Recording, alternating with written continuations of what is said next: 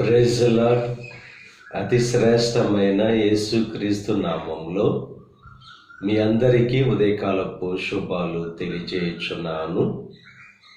ఈరోజు దేవుడు మనకు అనుగ్రహిస్తున్న అతి శ్రేష్టమైన వాగ్దానము ఇర్మియా గ్రంథము 29వ అధ్యాయము 13వ వచనాన్ని చదువుకుందాము.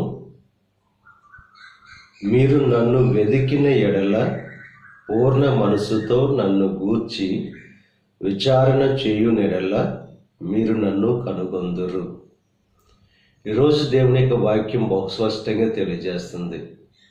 ఆయనను వెదికిన ఎడల పూర్ణ మనసుతో ఆయనను గూర్చి విచారణ చేసిన ఎడల మీరు ఆయనను కనుగొందురు అని చెప్పి దేవుని యొక్క వాక్యం బహుస్పష్టంగా తెలియజేస్తుంది.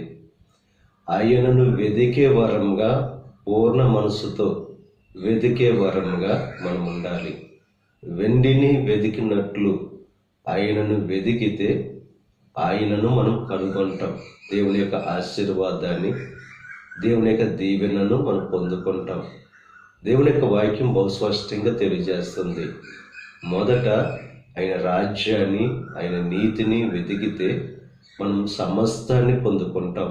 ఇక ఉదయకాల సమయంలో ఈ లోకాన్ని, ఈ లోకంలో ఉన్న వాటిని వెతికేవారుగా కాకుండా దేవుణ్ణి, దేవుని యొక్క రాజ్యాన్ని, నీతిని వెతికేవారుగా ఉంటూ సమస్తాన్ని పొందుకోవలసిందిగా ప్రభు పేరట మిమ్మల్ని కోరుచున్నాను. దేవుడు మిమ్మల్ని దీవించి ఆశీర్వదించి సమస్తాన్ని దేవుడు మీకు అనుగ్రహించును గాక.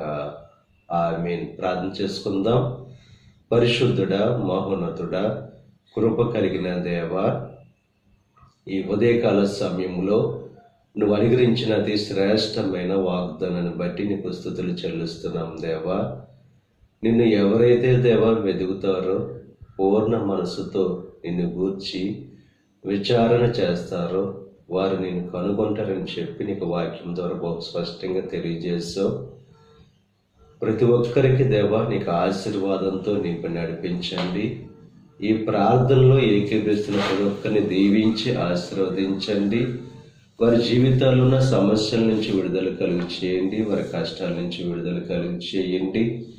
ఈరోజు తలపెట్టిన ప్రతి కార్యాన్ని సఫలం చేయండి. వారి రాకపోకల్లో నీకు సహాయం అనుగ్రహించండి. ఈ దిన ఆశీర్వాదాలు ప్రతి ఒక్కరి మీద మెండుగా క్రమరింపచేసి నీ దేవునితో నింపి నడిపించమని యేసుక్రీస్తు నామం పేరట వేడుకొనుచున్నాం.